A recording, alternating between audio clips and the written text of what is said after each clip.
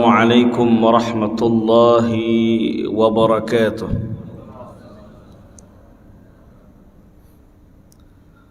Alhamdulillah,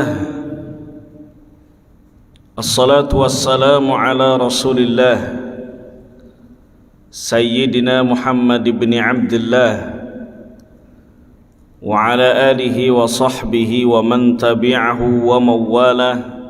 Amma ba'd. Yang kami muliakan para alim ulama, cerdik pandai, para tokoh-tokoh masyarakat, generasi muda Islami, remaja Masjid Raya An-Nur Provinsi Riau, Bapak Ibu, para orang tua kami yang insyaallah dimuliakan oleh Allah Subhanahu wa taala. Amin ya rabbal alamin. Pada subuh yang berbahagia ini, Al-Faqir diamanahkan untuk menggantikan guru kita Dr. Zulhendri Rais LCMA, karena beliau sekarang masih di Makkah melaksanakan umrah. Pada subuh yang berbahagia ini, pada majlis ilmu kita insyaallah akan mengkaji satu hadis Nabi sallallahu alaihi wasallam yang dikutip oleh Imam Muslim di dalam sahihnya. Kemudian begitu pula Imam An-Nawawi meletakkan hadis ini di dalam kitab Al-Arba'in An-Nawawiyah di hadis yang ke-34. An Abi Sa'id Al-Khudri radhiyallahu anhu, dari Abu Sa'id Al-Khudri radhiyallahu anhu, qala, dia berkata,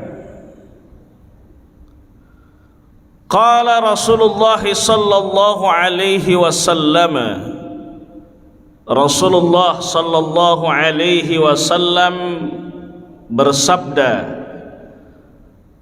man ra'a minkum munkaran falyughayyirhu biyadihi, fa in lam yastati' fa bilisanihi, fa in lam yastati' fa biqalbihi, wa zalika ad'aful iman. Rawahu Muslim. Barang siapa di antara kalian melihat kemungkaran, maka hendaknya dia mencegahnya dengan tangannya. Kalau dia tak mampu, maka dengan lisannya. Kalau dia tak mampu, maka cegahlah dengan hatinya. Dan itulah selemah-lemah iman. Abu Sa'id Al-Khudri nama aslinya tidak lain adalah Sa'ad bin Malik bin Sinan bin Tha'labah bin Ubaid bin Al-Ajbar bin Al-Abjar. Nama asli beliau Sa'ad, tapi beliau punya anak bernama Sa'id, maka beliau kunyahnya Abu Sa'id Al-Khudri, satu kampung di Madinah Al-Munawwarah. Beliau adalah keturunan daripada bangsa atau suku Khazraj, artinya beliau adalah salah satu sahabat dari keturunan Khazraji atau Ansar, dari kalangan Ansar. Usia beliau lahir 10 tahun sebelum Hijriah, ketika terjadi perang Uhud di bulan Syawal tahun ketiga Hijriah. Abu Sa'id Al-Khudri dilarang oleh Rasulullah sallallahu alaihi wasallam ikut dalam peperangan, sebab beliau masih sangat muda belia sekali. Beliau saat itu berusia 13 tahun. Hadis yang diriwayatkan oleh beliau totalnya ada 1170 hadis. Di antara hadis yang diriwayatkan beliau langsung dari Rasulullah sallallahu alaihi wasallam adalah hadis ini, hadis tentang mencegah kemungkaran. Mengajak salat, mengajak zakat, mengajak untuk menunaikan ibadah haji, mengajak untuk menunaikan berinfak di jalan Allah Subhanahu wa taala, bersedekah dengan harta yang dititipkan oleh Allah adalah bagian daripada amar ma'ruf, dan hal ini mudah untuk dikerjakan. Semua orang bisa, tidak perlu bagi rabbika bil hikmati wal mau'izatil hasanah wajadilhum billati hiya ahsan. Ajak saudaramu kepada ke jalan Allah Subhanahu wa taala bil hikmah, dengan hikmah, dengan suri tauladan, wal mau'izah al hasanah, dengan perkataan-perkataan yang baik. Kalau seandainya perlu untuk diajak berdebat, berdebatlah dengan cara yang baik. Itulah bagian daripada jalan dakwah dalam agama kita, mengajak orang ke jalan Allah Subhanahu wa taala. Akan tetapi mencegah kemungkaran tidak semua orang yang sanggup melakukannya, sebab resikonya besar. Bicara tentang kemungkaran khususnya bagi para dai, tidak sedikit yang takut untuk mencegah kemungkaran atau nahi mungkar, karena ada yang khawatir tidak lagi diundang untuk ceramah, ada yang takut dibenci, ada yang takut ditahzir, sehingga mencegah kemungkaran ini hal yang amat sangat ditakuti oleh sebagian. Tapi sebagian besar juga berani mencegah kemungkaran itu, baik dengan tangan, baik dengan lisan, ataupun dengan hati. Padahal untuk membuat orang lain suka kepada kita itu hal yang mustahil. Kata Syekh Muhammad Tantawi, mantan Grand Syekh Al-Azhar Mesir, apa kata beliau? Ridhan nas ghayatun la tudrak. Membuat orang semua suka dengan kita adalah tujuan yang mustahil bisa tercapai. Wa ridallah ghayatun la tudrak. Sedangkan wa ridallah ghayatun la tudrak. Sedangkan membuat Allah ridha dengan kita adalah tujuan yang jangan sampai pernah kita tinggalkan. Untuk membuat orang semua ridha dengan kita, senang dengan kita, itu adalah hal yang mustahil bisa tercapai. Itulah kenapa Imam Asy-Syafi'i radhiyallahu anhu pernah mengatakan, man zanna annahu salima min alsinatin nasi fahuwa majnun. Yang mengira dia selamat dari lisan manusia, selamat dari gunjingan, selamat dari caci maki, adalah orang-orang yang gila, kata Imam Syafi'i. Apa sebab? Sebab Allah Subhanahu wa taala, Tuhan yang Maha Esa, Tuhan yang Maha Suci, dikatakan punya anak, dituduh punya anak, dituduh melahirkan oleh sebagian kelompok, dituduh punya sekutu oleh sebagian kaum. Nabi Muhammad dituduh sahir, tukang sihir, kadzab, pendusta. Siapa kita yang mau selamat dari lisan manusia? Itulah kata pepatah orang-orang Arab, al-multafitu la yasil. Orang yang terlalu banyak menoleh ke kiri dan ke kanan, dia tak akan sampai ke tujuan. Itu salah satu kunci kesuksesan. Jangan sampai kita menoleh ke kiri dan ke kanan, sibuk dengan omongan orang, sibuk dengan orang-orang yang tidak peduli, tidak mengapresiasi, tidak bisa membesarkan hati, yang dulu meremehkan kita, jangan sampai kita menoleh ke kiri dan ke kanan, tapi fokus pada tujuan sehingga mencapai pada titik kesuksesan yang kita inginkan. Jangan sampai kita terpengaruh dengan omongan-omongan orang, sebab manusia ini sampai orang meninggal dunia sudah dikubur pun masih dibicarakan dia, apalagi kita yang masih hidup. Kita tak bisa lepas dari omongan dan sumpah serapah manusia. Bapak Ibu yang dirahmati Allah Subhanahu wa taala. Tapi mencegah kemungkaran ini ada dawabitnya, ada aturan mainnya, ada rambu-rambunya dalam Islam. Hadis ini langsung kami dengarkan syarahnya kepada Profesor Dr. Ahmad Omar Hashim hafizahullah. Beliau masih hidup, mantan rektor Al-Azhar Mesir. Beliau menjadi rektor pada masa tuan guru kita Ustadz Abdul Samad masih menjadi mahasiswa. Tapi kami bersyukur. Kenapa? Karena masih bisa menikmati ilmu beliau, walaupun beliau sudah sangat sepuh sekali. Kalau mengajar dan khutbah itu mesti harus dalam kondisi duduk di atas kursi roda. Beliau jelaskan hadis ini tentang mencegah kemungkaran. Kata beliau, fa inna taghyiral munkar bil munkar yusabbibu ila wuqu'i asyaddil mafsadah. Mencegah kemungkaran dengan kemungkaran dapat menyebabkan terjadinya kerusakan yang jauh lebih besar. Kerusakan itu tidak lain adalah fitnah terhadap Islam, bahwa Islam adalah agama yang radikal.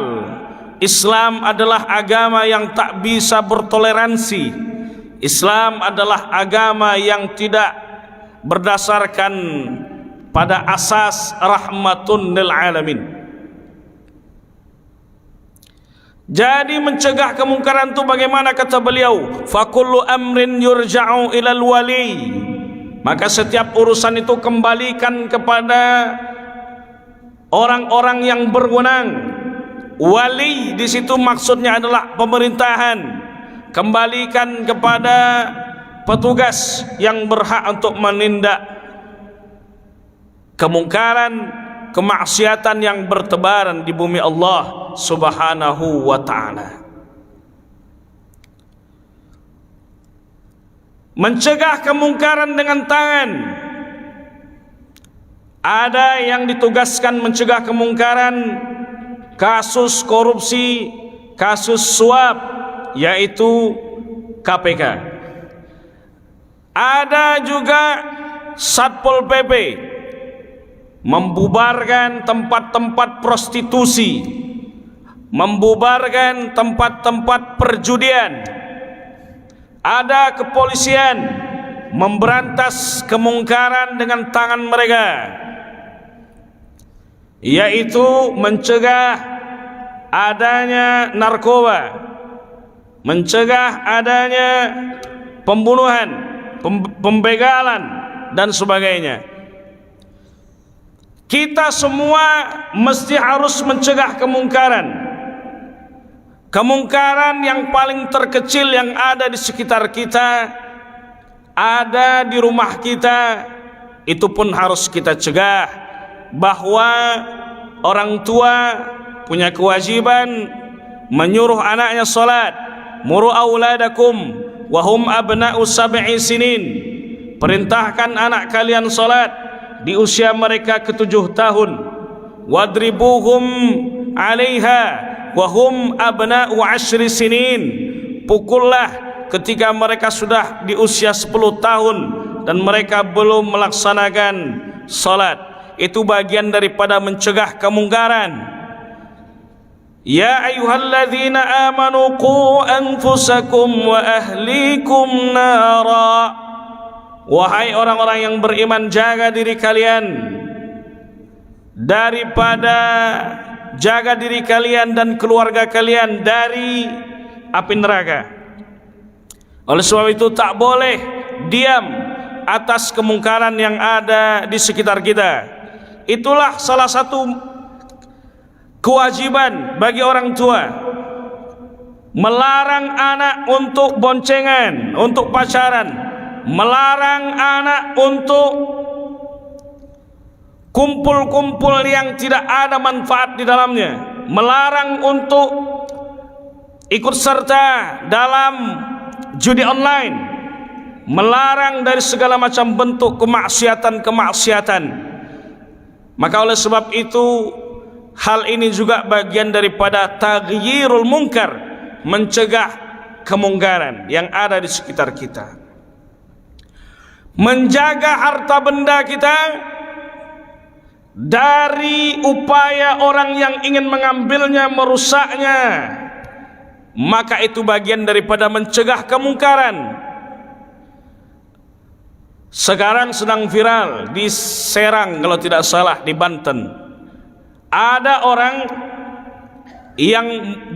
yang dia punya ternak kambing. Kemudian ada upaya pencurian terhadap ternak tersebut. Lalu orang yang mencuri tadi membawa golok. Kemudian ketika yang punya kambing tersebut melawan dan orang yang maling itu sampai meninggal dunia, maka yang ditersangkakan adalah yang punya kambing tersebut.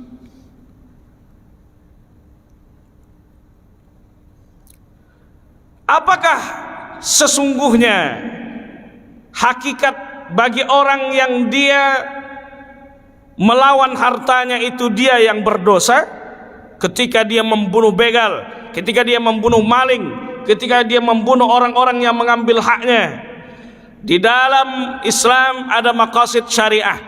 Di antara tujuan disyariatkannya Islam tidak lain adalah ada bagian hifzu al-mal, kewajiban menjaga harta. Harta tak boleh diambil orang dengan cara yang batil. Maka ketika kita diambil hak kita, diambil harta kita oleh orang, maka mesti harus melawan. Dalam hadis Nabi sallallahu alaihi wasallam, datang seorang sahabat kepada Nabi sallallahu alaihi wasallam, lalu dia bertanya, "Ya Rasulullah, ara'aita in kana ahadun, ara'aita in idza ahadun yuridu akhza mali, yuridu akhza mali, ya Rasulullah, bagaimana pandanganmu kepada orang yang ingin mengambil hartaku?" Lalu apa kata Nabi sallallahu alaihi wasallam? Qala fala tu'tihi malak, jangan berikan hartamu. Ara'aita in qatalani, ya Rasulullah, bagaimana menurutmu kalau seandainya dia menyerangku? Qala, Nabi menjawab, qatilhu, balas, lawan. Qala, lalu dia kembali bertanya kepada Nabi, ara'aita in qatalani, ya Rasulullah, bagaimana kalau seandainya dia membunuhku? Qala, lalu dia menjawab, Nabi menjawab, innaka syahid, engkau syahid. Ara'aita in qataltuhu, ya Rasulullah, bagaimana kalau aku yang membunuhnya? Qala, Nabi menjawab, innahu finnar, dia di neraka dan kau mendapatkan pahala di sisi Allah Subhanahu wa ta'ala. Jadi dalam Islam kalau harta kita diambil orang, ambil-ambillah, aku masih ada sisanya lagi. Tidak demikian. Kalau harta kita diambil orang, lawan, balas. Kalau kita mati dalam pertarungan itu, maka kita mati dalam kondisi syahid. Kalau dia yang mati, dia yang masuk ke dalam nerakanya Allah Subhanahu wa ta'ala. Tapi kenapa undang-undang di Indonesia justru kebalikannya? Orang yang membunuh begal, orang yang membunuh, orang yang menikam, maling, dialah yang dipenjara. Apa sebab? Sebab orang-orang yang duduk meletakkan undang-undang itu banyak orang-orang yang tidak mengerti tentang Islam. Oleh sebab itu 2024 tak boleh kita menutup mata, tak boleh kita acuh tak acuh terhadap siapa nanti yang duduk di legislatif. Mesti orang-orang yang dia mengerti agama, mesti orang-orang yang amanah, mesti orang-orang yang beriman. Jangan orang-orang yang pro LGBT, pro terhadap judi, perjudian, pro terhadap seks bebas. Nauzubillahi min dzalik. Itu bagian daripada mencegah kemungkaran. Jangan sampai gara-gara 50.000, jangan sampai gara-gara sembako lalu kita menderita 5 tahun. Yang duduk di sana kalau dia sudah duduk tak akan lagi ingat dengan kita. Oleh sebab itu kita mesti mencegah kemungkaran. Kemungkaran yang tersebar di antara kita saat pemilu itu, di antaranya adalah riswah. Riswah itu tidak lain adalah sogok menyogok. Kata Nabi, ar-rashi wal murtashi finnar. Orang yang menyogok dan disogok sama-sama di neraka. Money politik, serangan pajar. Mudah-mudahan kita selamat dari sogok menyogok. Amin ya rabbal alamin. Mencegah kemungkaran yang kedua adalah mencegahnya dengan lisan. Tapi ini pun tidak mudah, mesti harus dengan perkataan yang baik. Qaulan layyina, perkataan yang lembut. Qaulan sadida, qaulan baligha. Mesti harus dengan perkataan yang baik, perkataan yang lembut. Tidak dengan caci maki, tidak dengan sumpah serapah. Karena kalau seandainya kita terlalu frontal, nanti mereka justru tak mau menerima nasihat tersebut. Disampaikan kepada ketua RT, menyampaikan kepada warganya ada rumah yang dicurigai mungkin melakukan pesta narkoba. Lalu RT juga di sana mensosialisasikan, mengajak warga-warga yang lain supaya yang bersangkutan berhenti melakukan hal-hal yang tak baik yang ada di rumahnya. Maka disampaikan dengan baik. Itu juga bagian daripada mencegah kemungkaran, sehingga hal tersebut tidak terjadi di tengah-tengah kita, hal-hal yang tidak diinginkan. Man kana yu'minu billahi wal yaumil akhir falyaqul khairan aw liyasmut. Barang siapa yang beriman kepada Allah dan hari akhir, hendaknya dia berkata yang baik. Kalau dia tak mampu, maka hendaknya dia diam saja. Dan orang yang diberikan nasihat, ketika dia menolak nasihat tersebut, maka itulah bagian daripada kesombongan. La yadkhulul jannah man kana fi qalbihi mithqala dzarratin min kibrin. Tak masuk surga orang yang di dalam hatinya masih terdapat kesombongan walaupun sebesar biji sawi. Lalu datang sahabat kepada Nabi, ya Rasulullah, bagaimana dengan seseorang, inna ahadan yuhibbu an yakuna thawbuhu hasanan wa na'luhu hasanah, bahwa ada orang yang senang menggunakan pakaian bagus dan sendal yang baik, sendal yang cantik. Apakah itu bagian daripada kesombongan? Maka dijawab oleh Rasulullah, innallaha jamil yuhibbul jamal. Allah itu indah, cinta dengan keindahan.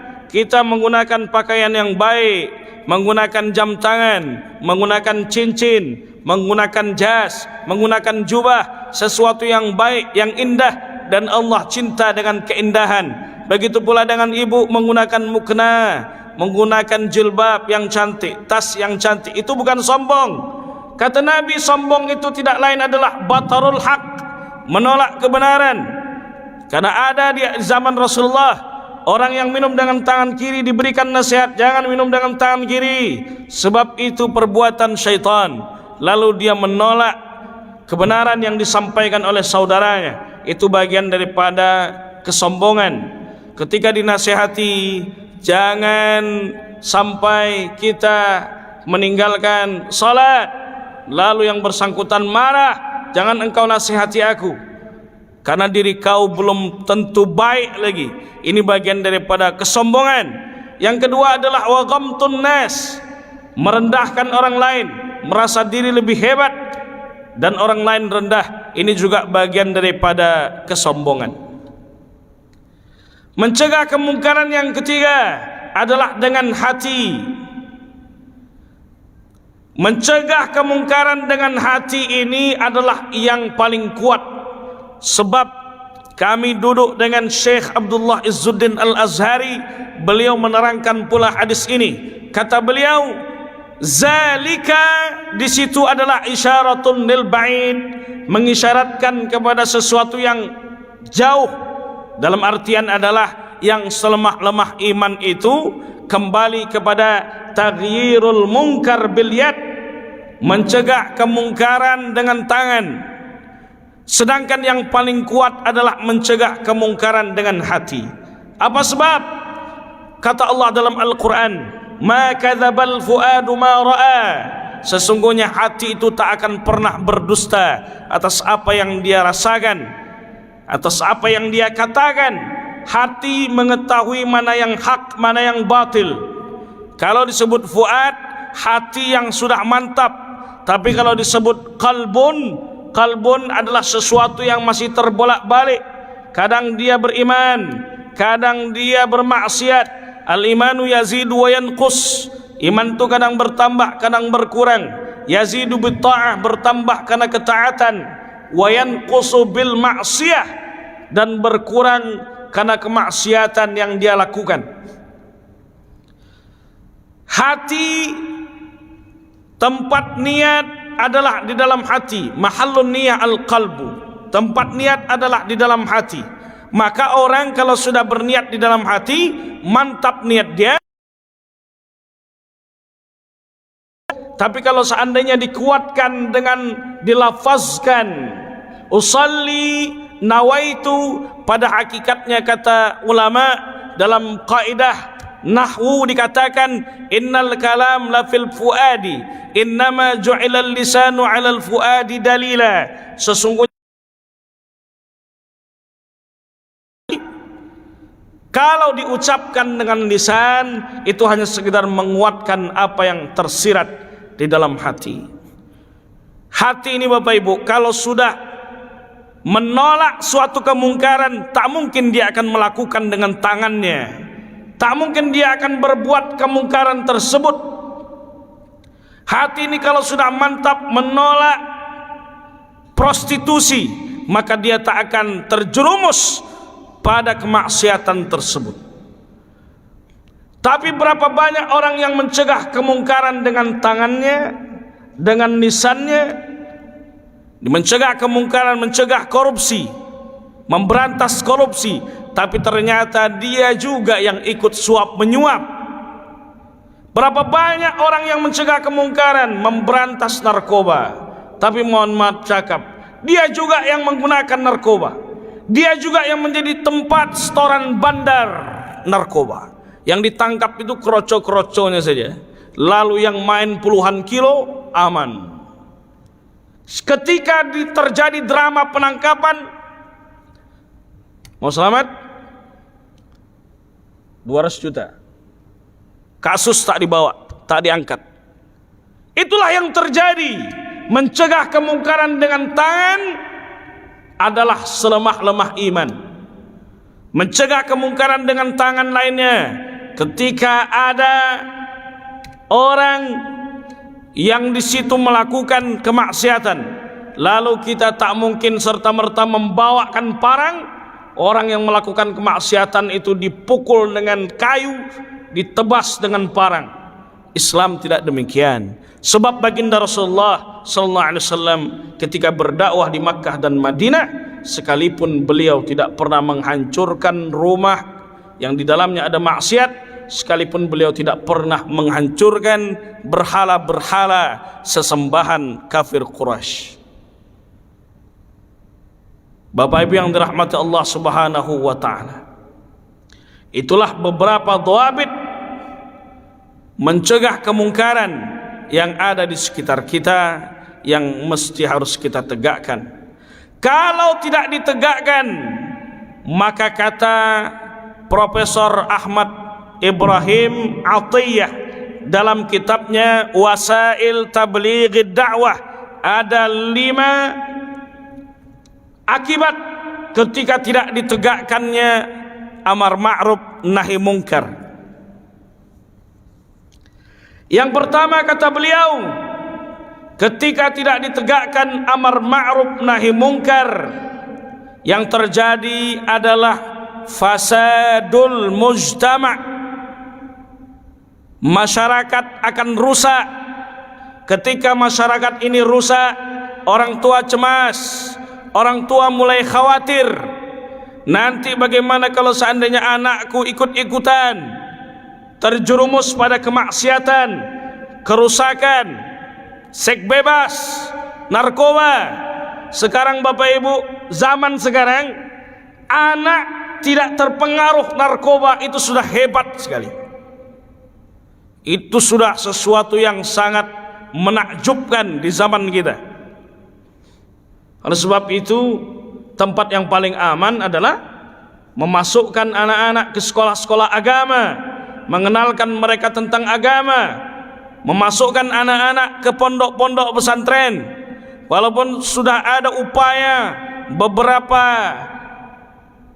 orang-orang yang benci terhadap pesantren ini membuat fitnah-fitnah yang tak baik, ataupun beberapa oknum-oknum pesantren yang covernya saja pesantren tapi isinya ternyata adalah perguruan-perguruan silat yang menggunakan sihir, menggunakan jin.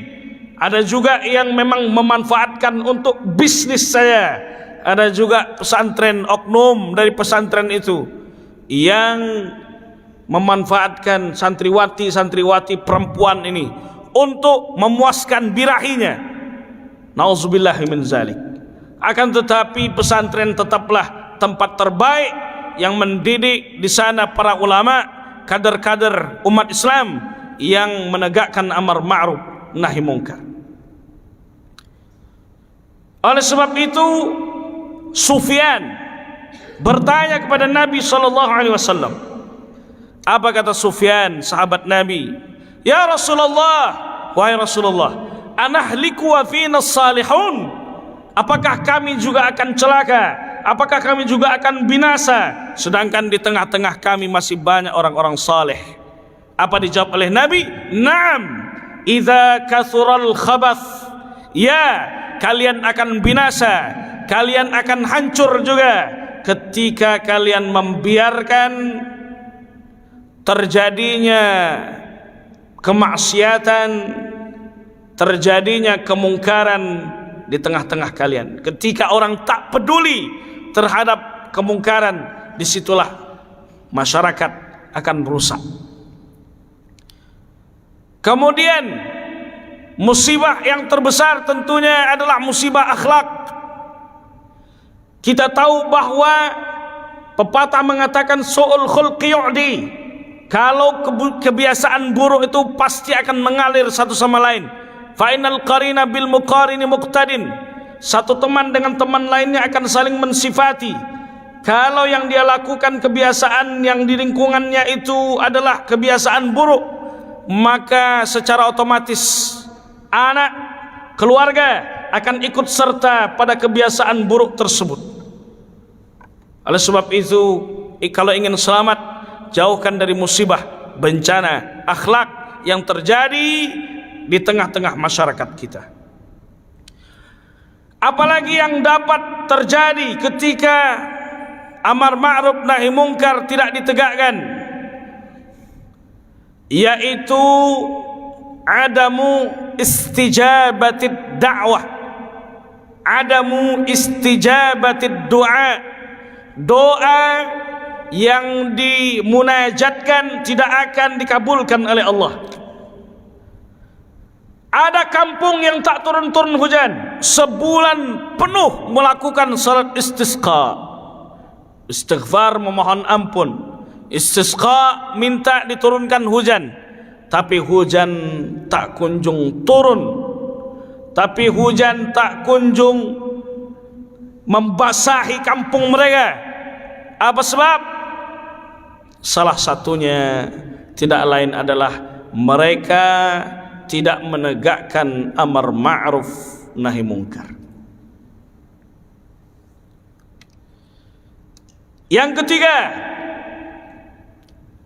istihqaqul la'nil ilahi, mengundang murka dan laknat dari Allah Subhanahu wa taala. Ketika amar ma'ruf nahi mungkar tidak ditegakkan, maka turun laknat dari Allah Subhanahu wa taala. Lu'inal ladzina kafaru min bani Israil ala lisani Daud wa Isa bin Maryam zalika bima asaw wa kanu ya'tadun kanu la yatanahawna an munkarin fa'aluh. Apa kata Allah?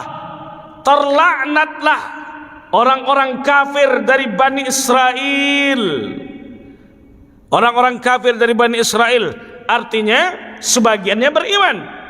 Orang-orang yang ikut dari Nabi Musa alaihissalam sebagian beriman. Karena kita tak bisa memukul rata Bani Israel, sebab nabi-nabi kita banyak dari keturunan Bani Israel.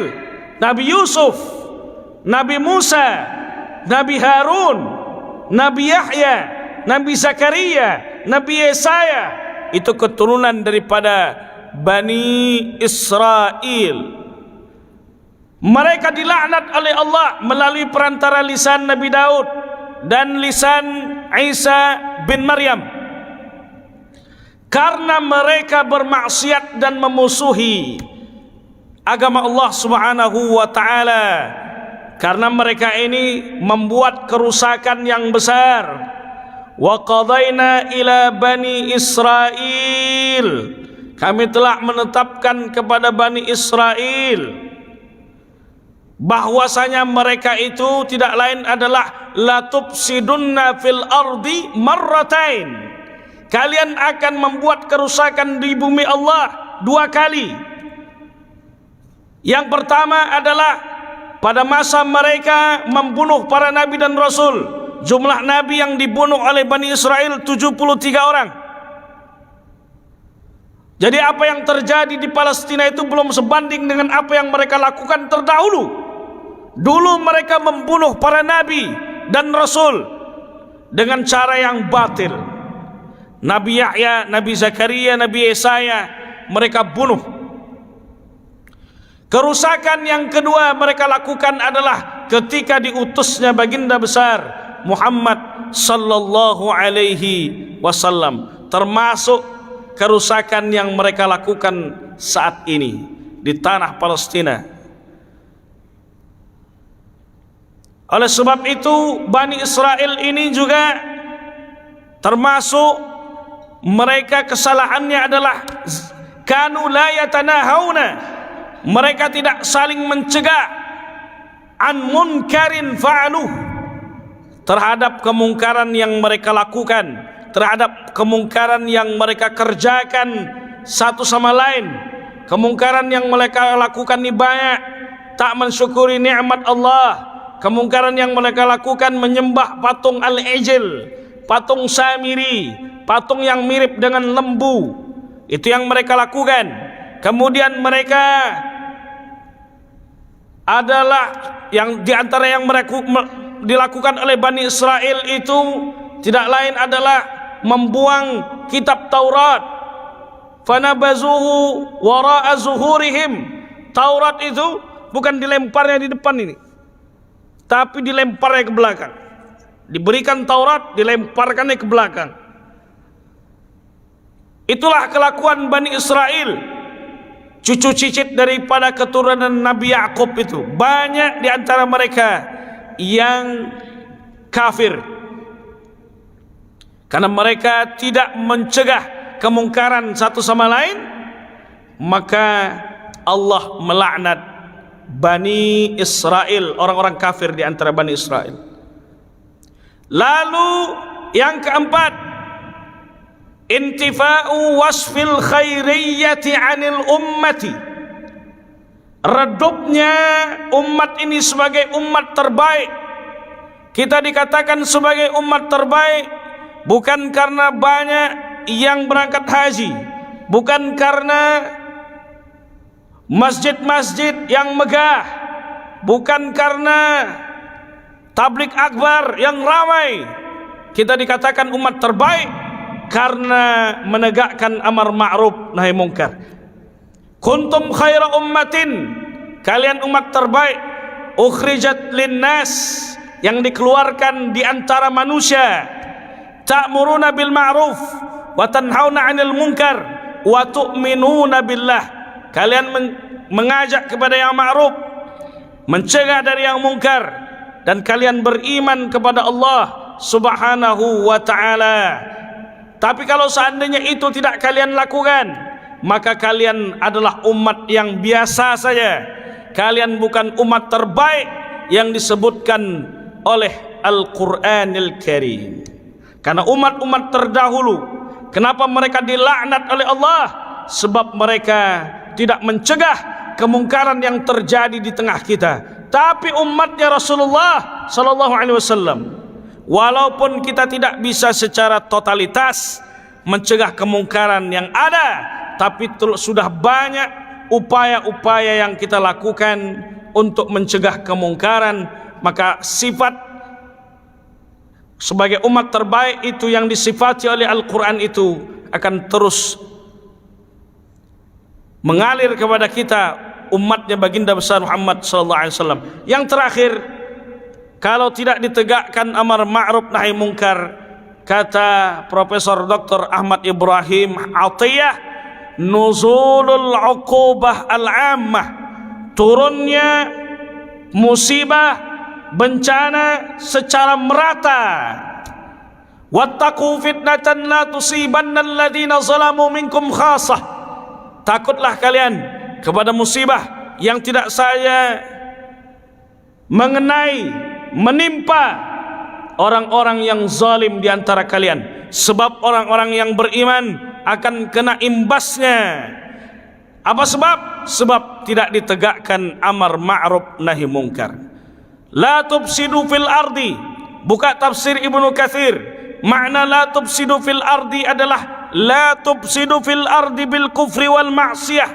Jangan rusak bumi Allah dengan kekufuran dan dengan kemaksiatan, sehingga dengan kemaksiatan, kerusakan itu, zaharal fasadu fil barri wal bahri bima kasabat aydin nas. Rusak daratan, rusak lautan, lalu disitulah muncul musibah pada suatu kaum. Musibah itu ada yang dalam bentuk bencana alam, yang merupakan bagian daripada teguran Allah Subhanahu wa ta'ala terhadap perbuatan manusia, perbuatan maksiat yang mereka lakukan di atas bumi Allah. Maka kalau kita ingin selamat daripada bencana yang akan menimpa kita, maka tegakkan amar ma'ruf nahi mungkar. Bapak Ibu yang dirahmati Allah Subhanahu wa ta'ala, demikian kajian subuh kita pada kesempatan kali ini. Mudah-mudahan apa yang kami sampaikan tadi bisa membangkitkan ghirah, semangat kita dalam mencegah kemungkaran dan menegakkan yang ma'ruf. Al-Fatihah. A'udzubillahi minasyaitonir rajim. Bismillahirrahmanirrahim. Alhamdulillahi rabbil alamin arrahmanir rahim maliki yaumiddin. Iyyaka na'budu wa iyyaka nasta'in ihdinas siratal mustaqim. Siratal ladzina an'amta 'alaihim ghairil maghdubi 'alaihim waladdallin. Amin. Amin. A'udzubillahi minasyaitonir rajim. Bismillahirrahmanirrahim. Alhamdulillahi rabbil alamin assalatu wassalamu ala asyrafil anbiya'i wal mursalin wa ala alihi wa ashabihi rasulillahi ajma'in. Allahumma rzuqna fahman nabiyyin wa hifzal mursalin wa ilhama malaikatikal muqarrabin birahmatika ya arhamar rahimin. Allahumma unsur ikhwanana al-mujahidin al-mustad'afina fi Palestin. Allahumma rudda alaina al-masjid al-aqsa raddan jamila. Allahumma rudda alaina al-masjid al-aqsa raddan jamila. Allahumma rudda alaina al-masjid al-aqsa raddan jamila. Allahumma ja'al jam'ana hadha jam'an marhuma wa tafarruqana min ba'dihi tafarruqan ma'suma. Rabbana atina fid dunya hasanah wa fil akhirati hasanah wa qina azaban nar. Wa sallallahu ala sayyidina Muhammad wa ala alihi wa sahbihi wa sallam. walhamdulillahi rabbil alamin. Taqabbalallahu minkum minna wa minkum taqabbal ya karim. Wassalamu alaikum warahmatullahi wabarakatuh.